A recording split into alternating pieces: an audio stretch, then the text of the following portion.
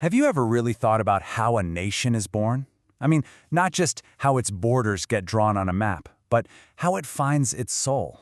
Well, the story of Hungary is one of the most incredible transformations you'll find anywhere in history, and its earliest chapters, well, they're a complete mystery.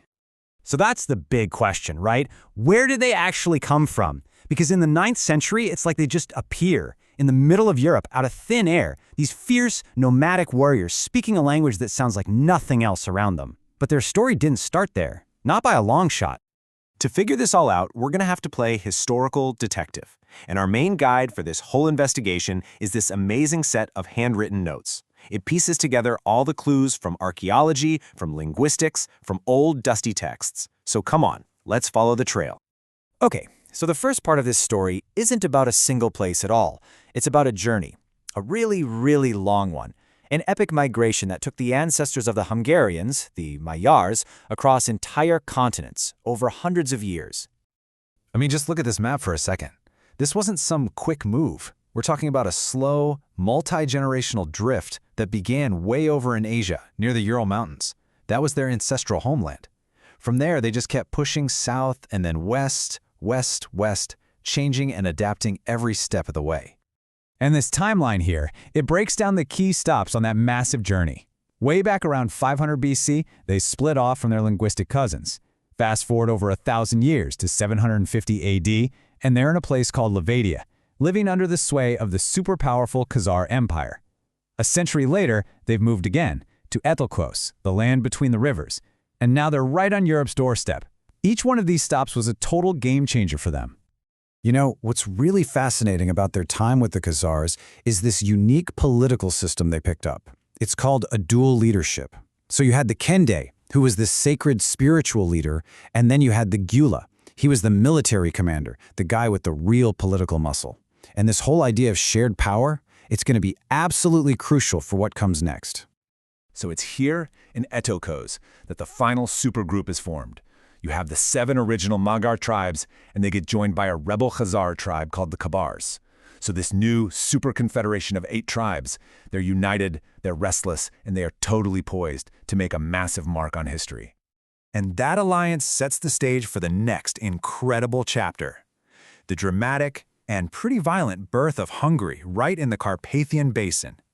This is the moment the Magyars go from being a wandering people to conquering founders. Every nation needs a great founding story, and for Hungary, it's the blood oath. You see it in this famous painting, the 7 chieftains mingling their blood in a cup, swearing they'll follow Arpad's father Almas as their leader forever. It's this incredibly powerful symbol of unity, a story that says, we were destined for this. But you know, behind that powerful myth was a cold, hard, strategic reality. The conquest in 895, it wasn't random at all. It was a carefully planned military operation. Led by Arpad, the new Gyula, and his co-ruler Kursan, the Kende. They burst through the Vereka Pass and just systematically took over their new homeland. So once they're settled, you'd think they'd kick back and relax, right? Nope. For the next half-century, they launched these terrifying raids all across Europe. But why? Well, it wasn't just one thing. Yeah, they wanted treasure, but it was also about adventure, about scouting out their new neighbors, and a lot of the time they were just mercenaries for hire, paid by one European king to go attack another. And man, were they good at it. Just devastatingly effective. Their whole advantage was speed and surprise. They had this light cavalry and were absolute masters of the bow, firing arrows from horseback with insane accuracy. They'd pretend to retreat, lure their enemies into a chase, and then suddenly turn and unleash a storm of arrows. It was a classic tactic from the steppes, and European armies just had no answer for it. But a run like that, it just can't last forever. And this year, 995, is the turning point, the big one. At the Battle of Augsburg, a united German army absolutely crushes the Magyars.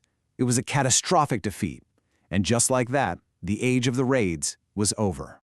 This defeat wasn't just a military loss. It triggered a full-blown existential crisis. The very lifestyle that had made them so rich and powerful was now a one-way ticket to getting wiped out. They had to make a fundamental choice about who they were going to be. And really, the choice could not have been more clear. Option A, stick to the old ways, the nomadic warrior life, and almost certainly get destroyed by the bigger, more organized European kingdoms. Or Option B, do something radical, change everything, give up their gods, give up their traditions, and build a brand new kingdom, European style. This quote, straight from our source notes, just captures the moment perfectly. It was a choice between becoming just another forgotten nomadic empire, like the Huns or the Avars before them, or building a future that would actually last. So, this monumental task, this total reinvention, it fell to two visionary leaders, a father and his son, and they would be the ones to drag their people, sometimes kicking and screaming, into the new millennium. First up was Geza. He was Arpad's great-grandson, and he was a total pragmatist. The old records describe him as both cruel and deeply religious. He just understood, bone deep, that they had to change to survive, and he was not afraid to get his hands dirty and use brute force to make it happen. Geza's plan was pure political genius. First, make peace with your most powerful neighbor, the Holy Roman Emperor. Check. Next, invite Christian missionaries in to start the conversion process. Check. Then, he used marriage like a weapon, marrying his son Istvan to a Bavarian princess to make friends out west, and then marrying the daughter of his biggest rival at home to consolidate his own power. It was a masterclass. But then Geza dies, and his whole grand plan almost completely unravels. A crisis just explodes over who should take over. The old way, the nomadic tradition, was seniority. The oldest guy in the family gets the throne. That was his cousin Campania. But the new European way was primogeniture. The firstborn son inherits. That was Istvan. This wasn't just a family squabble, it was a battle for the very soul of the nation. Well, spoiler alert, Istvan, with the help of some German knights, wins the civil war. And with his power secure, he immediately gets to work building a modern state. He didn't just say, "We're Christian now." He organized the entire church, setting up districts and taxes. He got rid of the old tribal lands and created a county system loyal only to him, the king, and he created a whole new set of laws to lock in this new Christian feudal order. And all of this leads to the final, massive, symbolic moment. The year 1000.